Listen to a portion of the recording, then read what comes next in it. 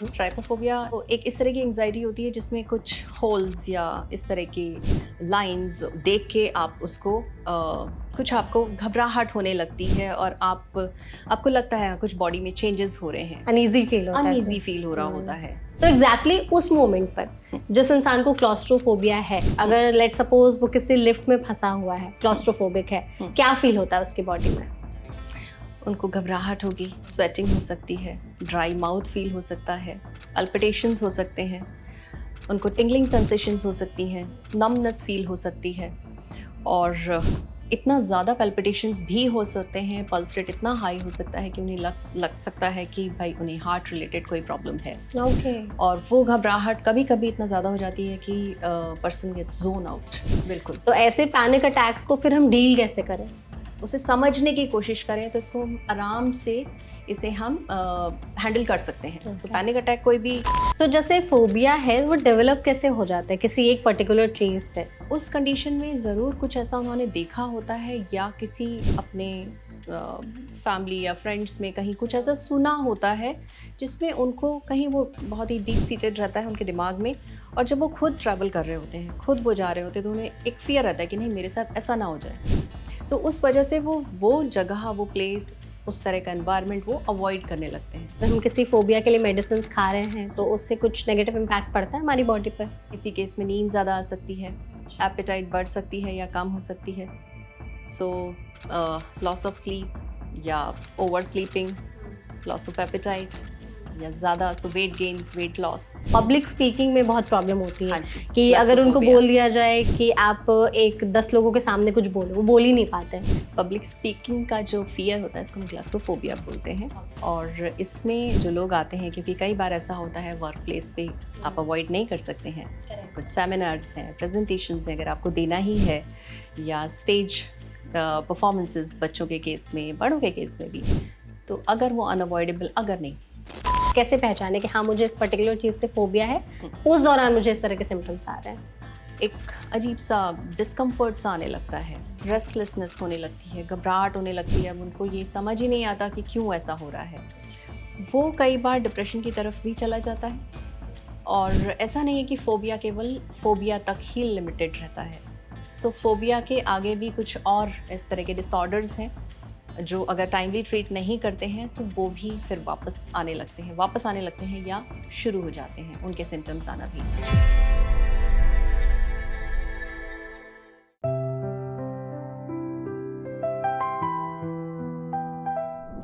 Hello, हाय, नमस्ते। मैं हूं मेघा और आप मेरे साथ देख रहे हैं एनबीटी लाइफ का हेल्थ पॉडकास्ट, जिसमें आज हम एक बहुत ही इंपॉर्टेंट टॉपिक को डिस्कस करने वाले हैं।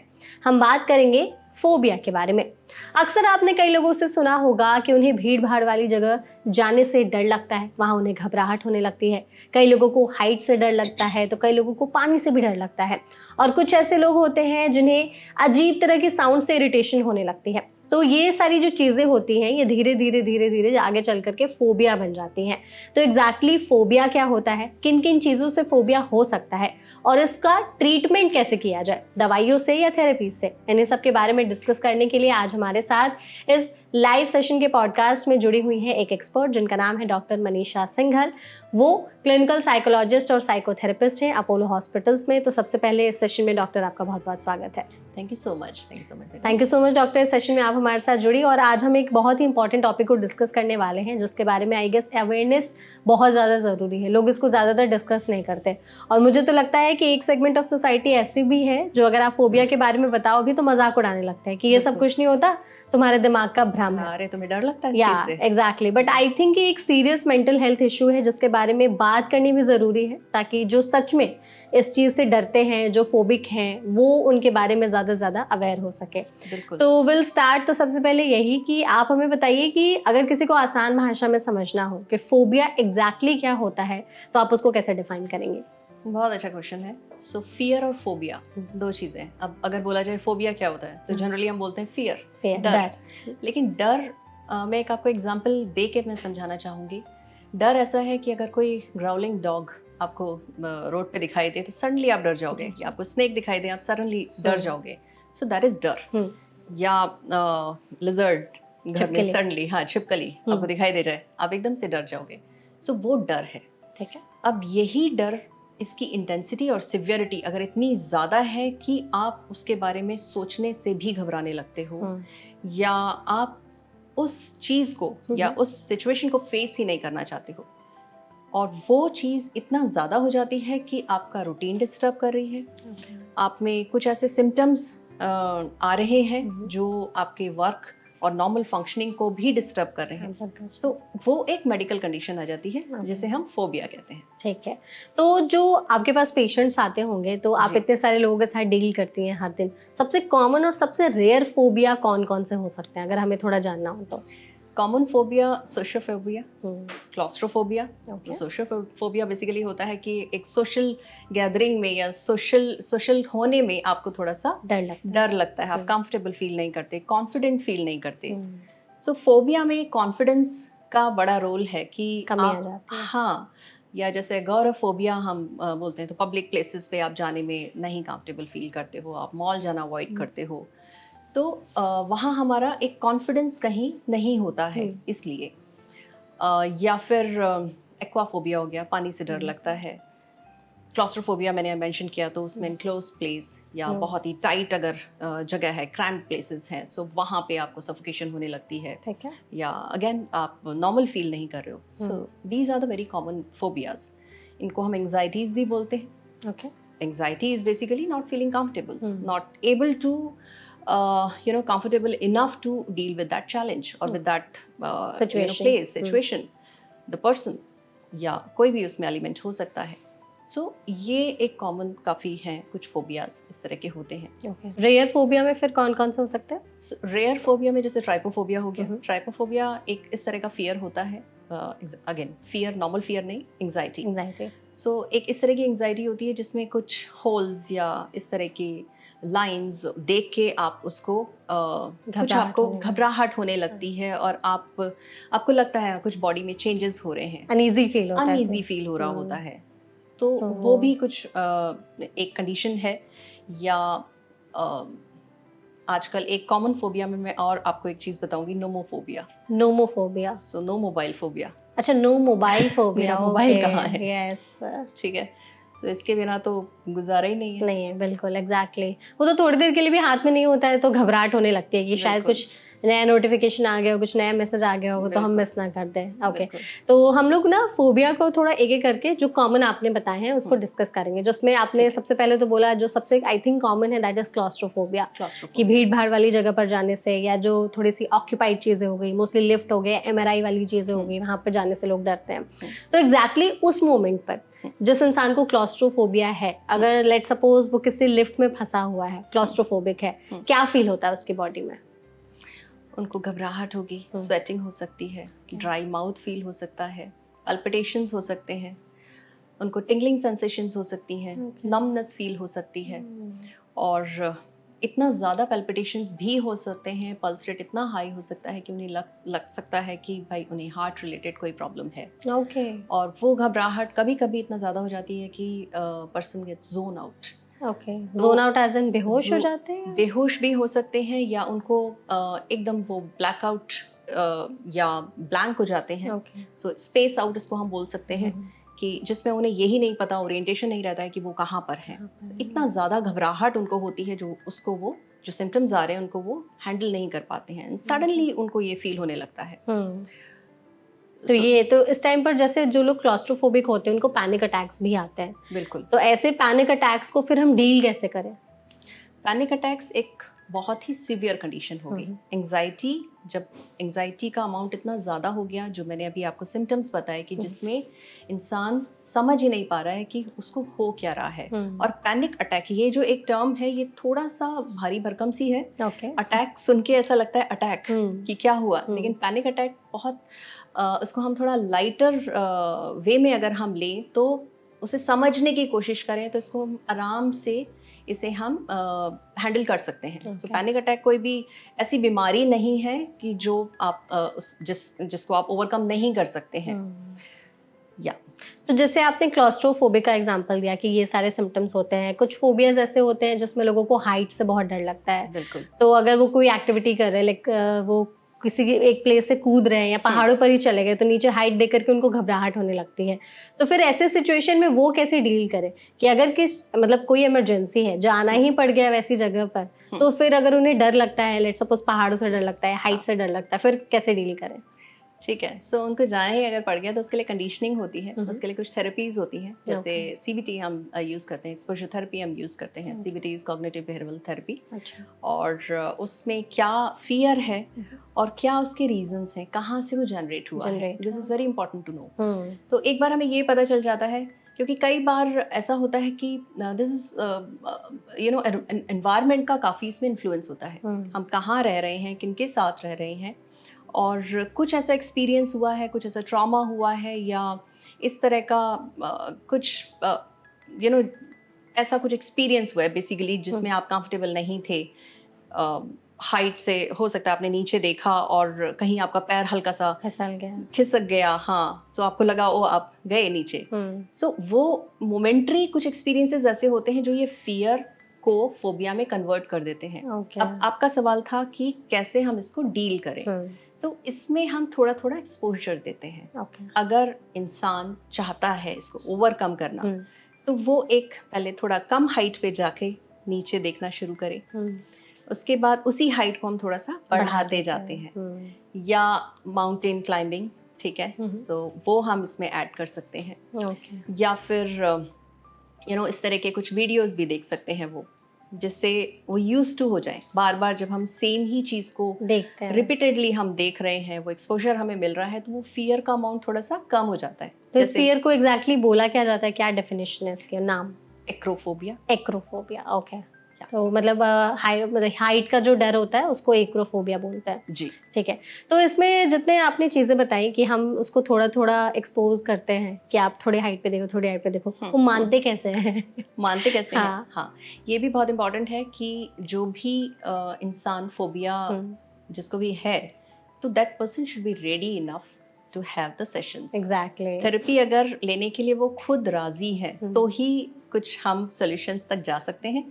अगर उनके सपोज बच्चों के केस में पेरेंट्स लेकर आ गए कि नहीं भाई इसको तो एग्जाम फोबिया है, एग्जाम एग्जाइटी है। एग्जाम फोबिया भी होता है? बिल्कुल होता है, एग्जाम फोबिया होता है। बच्चा बहुत इंटेलिजेंट है, IQ इतना शार्प है, लेकिन फिर भी वो एग्जाम के टाइम में जैसे ही वो लिखने बैठता है उसको सब ब्लैंक हो जाता है, उसको कुछ याद ही नहीं रहता है। पेरेंट्स इस कंप्लेंट के साथ आते हैं कि भाई पढ़ाई में तो अच्छा है, उसका काफ़ी ब्राइट है, घर में अगर उसे पूछो तो सब कुछ बता देता है, एंड क्लास में भी वो ठीक है, लेकिन एग्जाम लिखने के टाइम पे वो कॉपीज खाली छोड़कर आ जाता है, या फिर बहुत ही कम लिख कर आता है। तो उसके मार्क्स नहीं आ रहे हैं, तो इसको कुछ लर्निंग डिसेबिलिटी तो नहीं है। वो इस कंप्लेंट से आते हैं और पता चलता है वो एंग्जाइटी है, सिंपल एग्जाम फोबिया है। Exam phobia, okay. तो फिर उन तरीके के बच्चों से आप कैसे डील करते हो ताकि वो ओवरकम कर सके?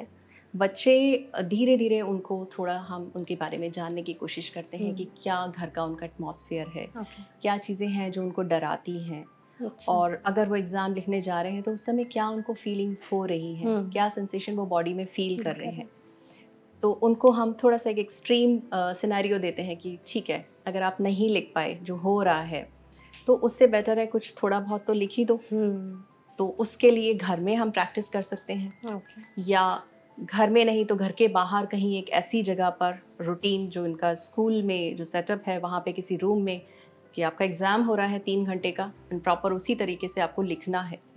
तो वो प्रैक्टिस बहुत ज़रूरी है। ओके। तो जैसे फोबिया है वो डेवलप कैसे हो जाता है किसी एक पर्टिकुलर चीज़ से, वो कैसे हम समझें?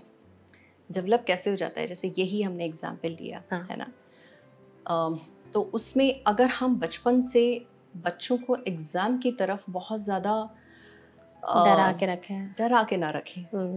एग्ज़ाम आने वाले में पढ़ाई करी, अच्छा ये कर लिया, सो बच्चों को हम अपनी एंग्जाइटी पास ऑन कर रहे हैं। ओके, तो ये तो एग्जाम वाला हो गया, तो चलो किड्स में कॉमन है। बाकी जो चीज़ें, बाकी जो फोबियाज हैं, हाइट की, पानी की, वो सब कैसे डेवलप हो जाती है? किसी इंसिडेंट ट्रॉमा से, या वो विद टाइम धीरे धीरे खुद ही डेवलप हो जाती है? विद टाइम हो जाता है। जैसे एक फोबिया होता है उसमें पानी से डर लगता है, एक normal aqua phobia, common phobia हो गया। एक होता है कि एक ओशन से या बोट से आप अंदर जा रहे हैं। अच्छा। अब उस कंडीशन में ज़रूर कुछ ऐसा उन्होंने देखा होता है या किसी अपने फैमिली या फ्रेंड्स में कहीं कुछ सुना ऐसा होता है। सुना होता है जिसमें उनको कहीं वो बहुत ही डीप सीटेड रहता है उनके दिमाग में।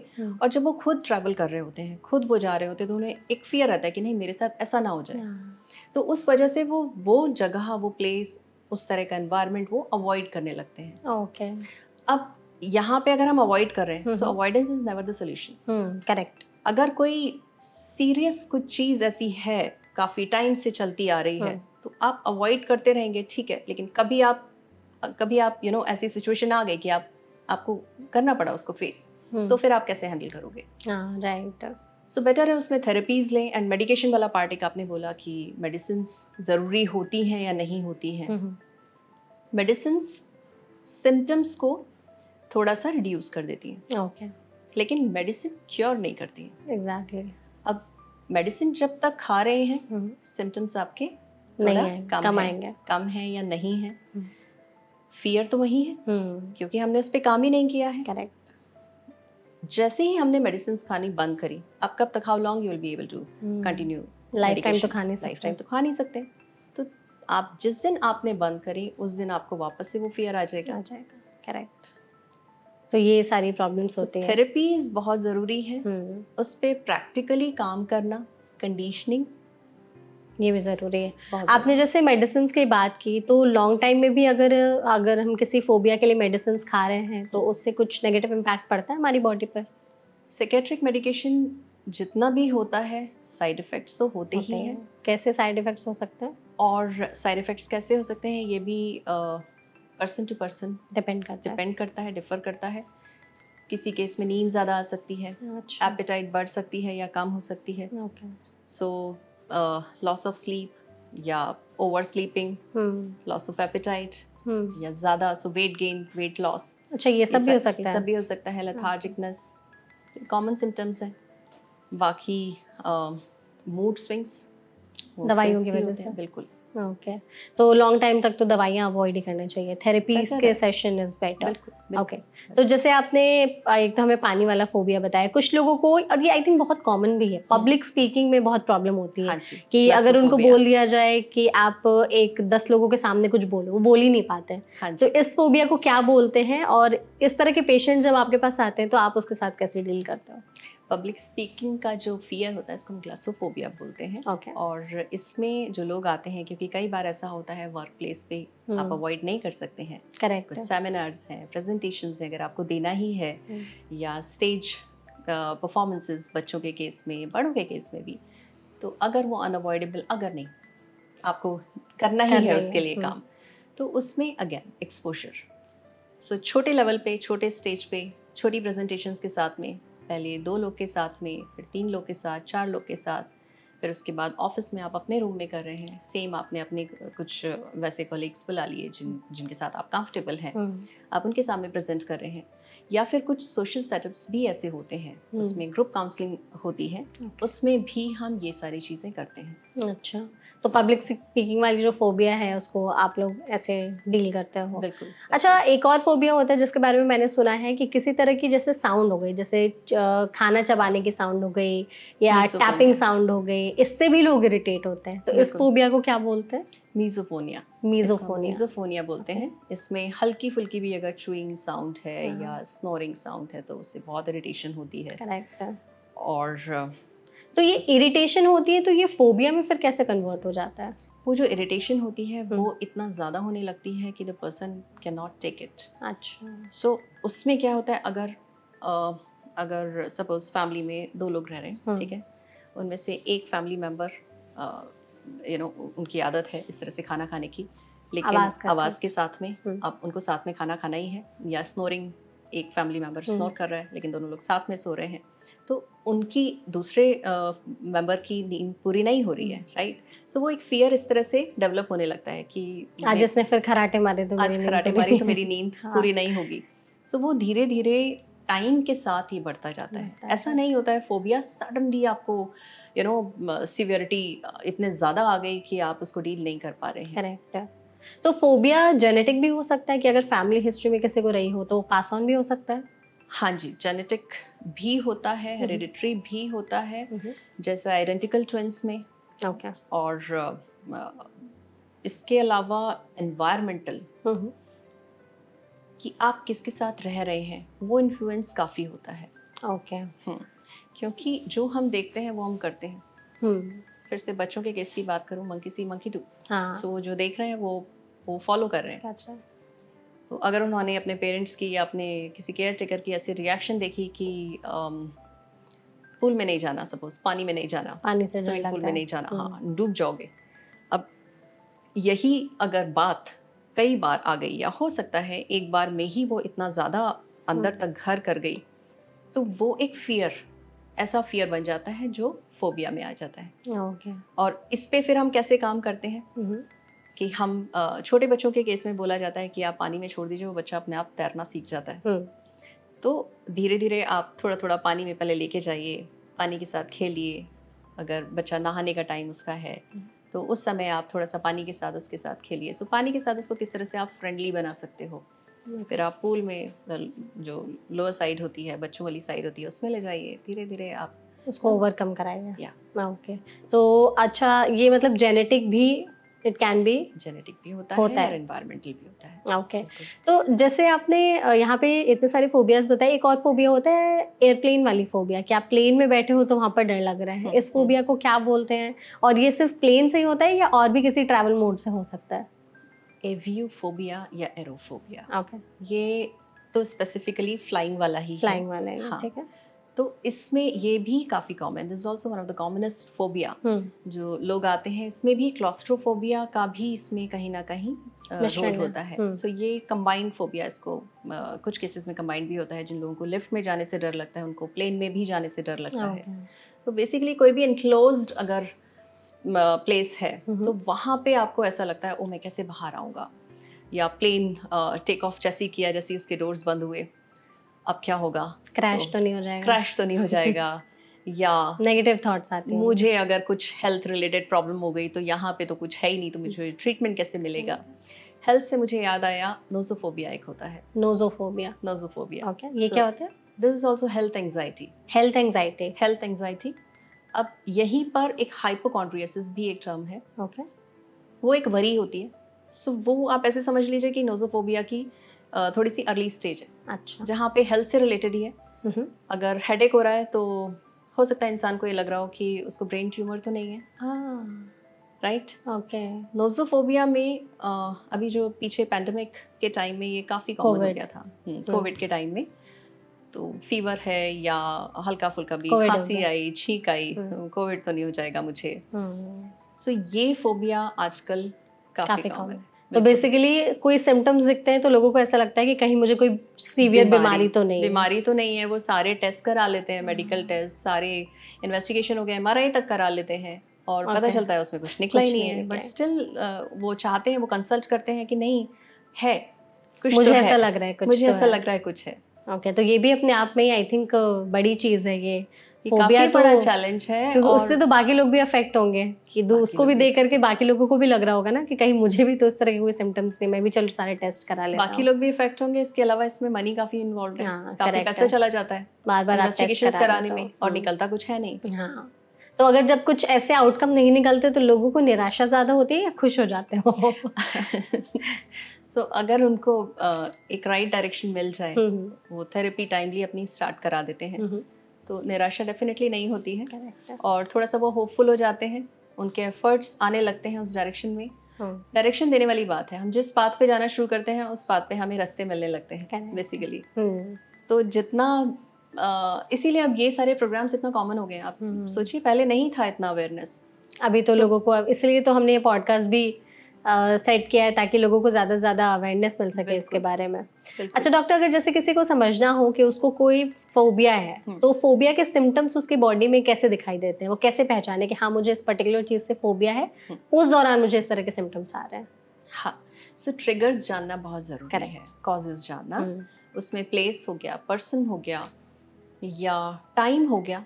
कुछ लोगों को ऐसा भी होता है कि घर में है और इवनिंग टाइम में या मॉर्निंग टाइम में एक अजीब सा डिस्कम्फर्ट सा आने लगता है, घबराहट। रेस्टलेसनेस होने लगती है, घबराहट होने लगती है। अब उनको ये समझ ही नहीं आता कि क्यों ऐसा हो रहा है। अच्छा। वो कई बार डिप्रेशन की तरफ भी चला जाता है। ओके। और ऐसा नहीं है कि फोबिया केवल फोबिया तक ही लिमिटेड रहता है। सो अच्छा। फोबिया के आगे भी कुछ और इस तरह के डिसऑर्डर्स हैं जो अगर टाइमली ट्रीट नहीं करते हैं तो वो भी फिर वापस आने लगते हैं या शुरू हो जाते हैं उनके ओके। सिम्टम्स आना भी। ठीक है। तो कुछ भी आपको डिफरेंट अपनी बॉडी में चेंजेस दिख रहे हैं, जैसे स्वेटिंग हमने अभी एग्जांपल दिया, पसीना आना, ठंडा हथेली में ठंडापन फील होना, ओके। पैरों में तालुओं में ठंडापन फील होना, या टिंगलिंग सेंसेशन है ना, या फिर आपको समझ ही नहीं आ रहा कि ओ मैं क्या करूं, आप एकदम फ्रीज हो गए, ओके। आपकी बॉडी एकदम नम हो गई है। सो अच्छा। आप ये जानने की कोशिश करिए कि क्यों ऐसा हो रहा है। अगर आप कहीं पब्लिक प्लेस पे हैं या आप अपने वर्क प्लेस पे हैं, क्या चीज़ है जो आपको डरा रही है, जो आपको एंग्शियस बना रही है। सो वो अगर एक बारी आप जान लेते हैं तो थोड़ा सोल्यूशन की तरफ हम सोल्यूशन इजी हो जाता है। एग्जैक्टली। सोल्यूशन तक तो पहुंचना। जैसे फोबिया है तो उन लोगों को क्या डेली लाइफ में भी हैम्पर कर सकता है कि अगर बिल्कुल। किसी कोई फोबिक है तो उनकी day to day life activities फिर कैसे हैम्पर होती है? बिल्कुल हैम्पर कर सकता है। अगर जैसे आपने पब्लिक स्पीकिंग का ही बोला या सोशियोफोबिया अगर हम बात करें, तो अगर इंसान कंफर्टेबल नहीं है सोशलाइज करने में, लेकिन वर्क प्लेस जाना ही है, इन पर्सन वर्क है, इन पर्सन वर्क पे भी मुझे एक चीज़ और याद आई, अभी मैं आपको मेंशन करूंगी। कोविड के टाइम से जैसे ऑनलाइन सब हाँ प्लेटफॉर्म शुरू हो गया है। सो ऑनलाइन के बाद में वापस इन पर्सन, ये इसी चीज़ से रिलेटेड है। वापस इन पर्सन स्कूलिंग या वर्क, ऑफिस कॉलेज, ये सब जो वापस आए हैं उसमें एंग्जाइटी काफ़ी ज़्यादा होने लगी है। सो सोशल फोबिया काफ़ी कॉमन हो गया है।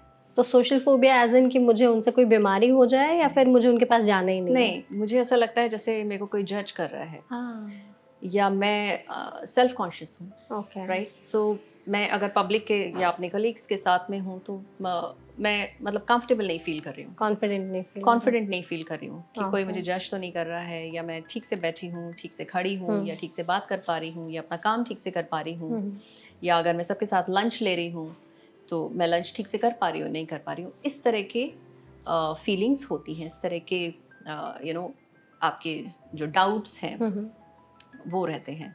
तो अगर किसी को फोबिया हो गया है तो फिर उसका कॉन्फिडेंस कितना लो हो सकता है और फिर उसको बूस्ट करने के लिए हम क्या करें? थेरेपी। Okay, definitely. तो इस थेरेपी के बारे में आप थोड़ा सा एक्सप्लेन करिए कि ये थेरेपी के सेशंस कितने देने होते हैं, exactly procedure from start to end होता क्या है, और उसमें पेशेंट्स के साथ आप कैसे डील करते हैं? बिल्कुल, सबसे पहला स्टेप तो person should be ready for therapy. हाँ। अगर वो तैयार हैं तो उनको थोड़ा सा हम एक ब्रीफ करते हैं कि इतने नंबर ऑफ सेशंस होंगे। सपोज 12 सेशंस हमने रखा, वंस अ वीक सेशन रखा, और उसमें उनको पूरा मॉनिटर करना होता है कि कब कब कहाँ पे कैसे कैसे उनको अटैक्स आ रहे हैं, या सिम्टम्स जो भी आ रहे हैं, या क्या चीज़ें हैं जो उनको एंग्शियस फील करा रही हैं। सो बेस्ड ऑन दैट हम मैनेजमेंट की तरफ फिर जाते हैं। ये कॉग्निटिव बिहेवियरल थेरेपी का पार्ट होता है। देन एक्सपोजर थेरेपी मैंने आपको बोला था। सो एक्सपोजर थेरेपी में जैसे पब्लिक प्लेस पे नहीं है, पब्लिक प्लेस पे वो कंफर्टेबल नहीं है, तो उनको वहाँ पर विजिट कराने के लिए साथ में किसी फैमिली मेम्बर के साथ चले गए, तो थोड़ा सा एक्सपोजर टाइम कम रखा, वो गए और आ गए, या केवल बाहर से ही आ गए, फिर थोड़ा सा और अंदर एक राउंड मार कर आ गए, फिर और थोड़ा सा हमने टाइम बढ़ा दिया। या क्लॉस्ट्रोफोबिया के केस में मेट्रो ट्रेन में भी लोग ट्रैवल करने में घबराते हैं, तो ट्रेन के अंदर बस गए और बाहर आ गए, ट्रैवल नहीं किया, फिर उसके बाद एक स्टेशन तक साथ में किसी के चले गए, वापस आ गए, फिर उसके बाद वो अकेले ट्राई कर सकते हैं। सो ये नंबर ऑफ टाइम्स उनको करना होता है, ऐसा नहीं कि एक एक बार किया और छोड़ दिया और हाँ हो गया। तो वो रेगुलरिटी बहुत ज़रूरी है, कंसिस्टेंसी ज़रूरी है, उसके साथ में पेशेंस चाहिए होती है। अगर पेशेंस नहीं है, अगर कोई फैमिली मेम्बर या उनसे रिलेटेड जो क्लाइंट है, उनसे रिलेटेड जो भी कंसर्न पर्सन है, सपोज कई बार ऐसा होता है कि वो ही कहने लगते हैं कि अरे कुछ नहीं हो रहा है और ये कब तक चलेगा, आउटपुट नहीं आ रहा है, तो हम उनसे हमेशा ये पूछते हैं कि कितनी क्रोनिक ये प्रॉब्लम है, कितने टाइम से चल रही है। खत्म होने में भी तो टाइम लगेगा, तो उसमें थोड़ा सा पेशेंस का रोल है। सो आप पेशेंटली अगर उसको कंसिस्टेंटली आप फॉलो करते रहें, चेंज आता है, डेफिनेटली चेंज आता है। ओके। कई केसेस हैं जिन्होंने बहुत सारे फीडबैक्स दिए हुए हैं कि हाँ चेंज आया है। तो डॉक्टर, हमने जितनी फोबियाज के बारे में बात की, कुछ ऐसे फोबिया जो आप बताना चाहेंगे कि पेशेंट्स आपके पास लेकर के आते हैं, जो लोगों को जानना ज़रूरी है? बिल्कुल। सो कुछ एक बच्चे इधर पीछे आए थे, छोटे बच्चे जिनको कार के अंदर होने में डर लगता था, कार के अंदर जाने में? कार के अंदर जाने में। ओके। तो वो कार में अंदर गए और रोना शुरू कर देते थे। अच्छा। तो पेरेंट्स को समझ ही नहीं आता था कि क्यों ऐसा हो रहा है। तो इसको हम बोलते हैं मैक्सोफोबिया। तो ये बचपन से उनको है? ये उनको बचपन से ही था समहाउ, और कुछ डेफिनेटली उनके साथ एक्सपीरियंस हुआ था, क्योंकि जब हिस्ट्री हम लेते हैं उसमें सब पता चल जाता है कि कहाँ किस वजह से ये सब शुरू हुआ है। तो history taking is very important part of any therapy. Okay. या फिर ड्राइविंग से डर लगता है। अच्छा। So same maxophobia. तो ड्राइविंग में ऐसा क्या लगता है कि एक्सीडेंट हो जाएगा, कोई सामने से आ जाएगा, ऐसे? और मैं रोड पे हूँ, मूविंग एक उसमें हूँ, डर लगता है बॉक्स में। में। सो वो डर लगता है। ओके। या एक अमीटोफोबिया। अमीटोफोबिया। या so that's fear of vomiting, या किसी ऐसे इंसान को देखना जो वॉमिट कर रहा हो। तो उसको देख के घबराहट होने लगती है? उसको देख के घबराहट होने लगती है, उसको देख के ये फीलिंग आती है कि कहीं मुझे भी वॉमिटिंग ना हो जाए। तो इंसान प्रिकॉशनरी अपने फूड को कंट्रोल करने लगता है, इंटेक, फूड अच्छा। इंटेक कंट्रोल करने लगता है। और कई बार इसमें वेट गेन और वेट लॉस बहुत ही इनएप्रोप्रिएटली हो जाता है। अच्छा, इस फोबिया के कारण? इस फोबिया के कारण। ओके। आपने जैसे यहाँ पर फूड इनटेक की बात की, डाइट रिलेटेड भी रोल होता है फोबिया में कि कुछ पर्टिकुलर चीज़ें खाने से भी डर लगता है, या कुछ ऐसी चीज़ें हम खाएंगे तो थोड़ा सा फोबिया कंट्रोल हो सकता है? बिल्कुल बिल्कुल, इसमें बॉडी इमेज इश्यूज भी रहते हैं। सो डेफिनेटली उसमें वेट लॉस ना हो जाए या वेट गेन ना हो जाए। हाँ जी, इसका भी डर रहता है? इसका भी डर होता है। कुछ ऐसे फूड मतलब आइटम्स है, खाने की चीज़ें जिसको खाने से बॉडी थोड़ी काम होती है तो फोबिया पे कंट्रोल पाया जा सकता है? डेफिनेटली वाटर थेरेपी, सबसे पहली चीज़ तो पानी। Okay. So if you keep yourself well hydrated, this is the best way, you know, to keep yourself calm and cool. And specially गर्मियों में तो अगर आप जितना भी वाटर इनटेक आप अपना अच्छा रखें तो उतना अच्छा रहेगा।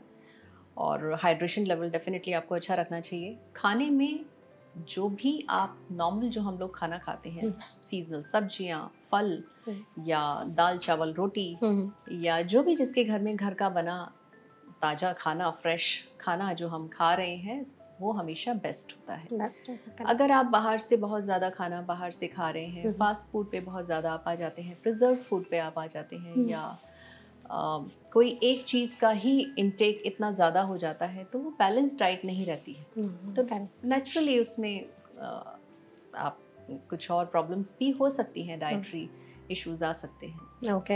अच्छा डॉक्टर, फोबिया क्या लाइफ टाइम रह सकता है, या एक बार अगर ख़त्म हो गया तो वापस आने के चांसेस नहीं है, या ऐसा भी होता है कि ख़त्म हो गया तो रिवर्स भी हो गया? होता है, कई बार होता है, कुछ केसेस में ऐसा होता है, और लाइफ टाइम रह सकता है अगर आप उसको ट्रीट ना करें। अच्छा, ट्रीटमेंट इज अनट्रीटेड अगर रह जाता है तो डेफिनेटली वो चीज़ लाइफ टाइम चलती रहेगी। जैसे अगर किसी को स्नेक से फोबिया है, अब हम उसको अगर नहीं ट्रीट कर रहे हैं, हम उसको अवॉइड कर रहे हैं, हम सोच रहे हैं कि नहीं इसकी ज़रूरत पड़ेगी ही नहीं कभी, और वो लाइफ टाइम चलता जाएगा। सडनली किसी दिन आप क्लाइंबिंग के लिए गए या आप माउंटेनियरिंग के लिए गए, सामने स्नेक आ गया, तो आप एकदम फ्रीज हो जाएंगे, हाथ पैर फूल जाएंगे। हाँ, सो वो प्रोग्रामिंग बड़ी ज़रूरी है। करेक्ट। अगर आप थेरेपी नहीं भी लेना चाह रहे हैं तो आप थोड़ा सा उसके बियॉन्ड सोचने की कोशिश करिए, नेक्स्ट लेवल सोचने की कोशिश करिए कि ठीक है, अगर ऐसा हो जाता है तो क्या रिएक्शन मेरी होनी चाहिए। क्योंकि अभी आपने खुद को लिमिट किया हुआ है कि हाँ मुझे ये फियर है, उसके आगे नहीं सोचा है। तो व्हाट इफ दिस हैपेंस, यहाँ पे रुक गए हम। What if this happens and what next, क्या हमारे एक्शंस होने चाहिए।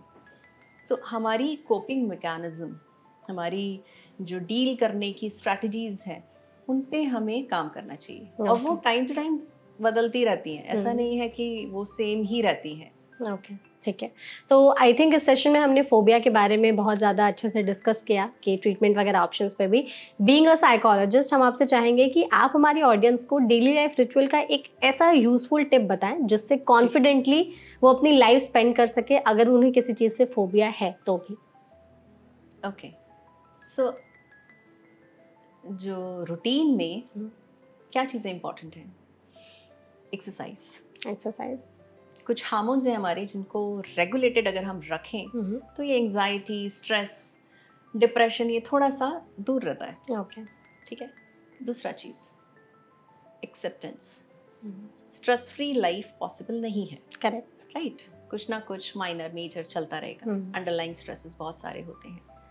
अब ये हमने एक्सेप्ट कर लिया, एक बार एक्सेप्टेंस आ जाती है तो हम दूसरे नज़रिए से चीज़ों को देखना या उन स्ट्रेसेस को देखना शुरू कर देते हैं। Okay. So this is also very important. Sleep, 8 to 9 hour sleep. हो सकता है आप दिन में सो रहे हैं थोड़ी देर और रात में स्लीप, क्योंकि दिन में सो रहे हैं 1.5-2 घंटा, तो रात में तो नींद आएगी नहीं। साइकिल आपकी हो गई तो रात की स्लीप तो आपकी डिस्टर्ब रहेगी। तो कुछ लोग आते हैं कि नहीं हमें स्लीप रिलेटेड इश्यूज हैं, इंसोम्निया है। सो ये सारे टर्म तो आजकल इतने कॉमन हो गए हैं ना, तो जब हम उनसे पूछते हैं नंबर ऑफ आवर्स कितने हैं स्लीप में, तो हमें पता चलता है भाई स्लीप तो हो ही रही है पूरी, तो फिर दिन की स्लीप अवॉइड कर दें। तो आपको आपकी बॉडी किस तरह से नॉर्मल एंड बेस्ट फंक्शन कर रही है, you need to understand that, you need to know that. कितना फूड क्वांटिटी, क्या फूड, कितना हाइड्रेशन, एक्सरसाइज हर दिन 30 मिनट्स एक्सरसाइज हार्मोन्स को रेगुलेटेड रखने के लिए, एंड स्लीप। ये कुछ चीज़ें ज़रूरी हैं। साथ में इसके एक हॉबी आपकी होनी चाहिए, और आप थोड़ा सा एक्टिव रखने के लिए अगर आप वर्किंग हैं तो बहुत अच्छा है, अगर आप होम मेकर हैं या आप स्टूडेंट है या भी पढ़ाई है, हाँ, सो कहीं 4-5 घंटे का इन्वॉल्वमेंट कहीं पर खुद को बिजी रखना, physical and mental involvement. Okay. So that is very important. Okay. वो आपको जो ये अननेसेसरी थॉट्स हैं जो ज़रूरी ही नहीं है लाइफ में, उनसे थोड़ा सा अलग रखते हैं। करेक्ट। तो उससे आप अपने फोबिया से भी ओवरकम कर सकते हो। बिल्कुल, लिमिटेड स्पेस है हमारी मेमोरी की, इतनी है, अब उसमें हमारी चॉइस है हम इसमें क्या क्या ऐप्स इंस्टॉल करना चाहते हैं। Correct, exactly. तो thank you so much doctor, इस सेशन में आप हमारे साथ जुड़ी, आपने फोबिया पे हर चीज़ को ब्रीफली बताया। आई थिंक हमने हर एस्पेक्ट पे भी बात की, टाइप्स ऑफ फोबिया, सिम्टम्स क्या होते हैं, ट्रीटमेंट ऑप्शंस क्या क्या हो सकते हैं। तो I hope you enjoyed the session. Definitely, thank you so much. Thank you so much, and thank you so much audience. अगर आपको ये वीडियो पसंद आई हो तो इसे लाइक और शेयर ज़रूर करिएगा, हमारे चैनल को सब्सक्राइब करिएगा। इसके अलावा अगर आपके मन में कोई और सवाल रह गए हो या अगर आपको किसी और भी चीज़ की फोबिया है तो आप कमेंट सेक्शन में हमसे उन सवालों के जवाब पूछ सकते हैं। हम पूरी कोशिश करेंगे उन सभी के जवाब देने के लिए। Thank you so much.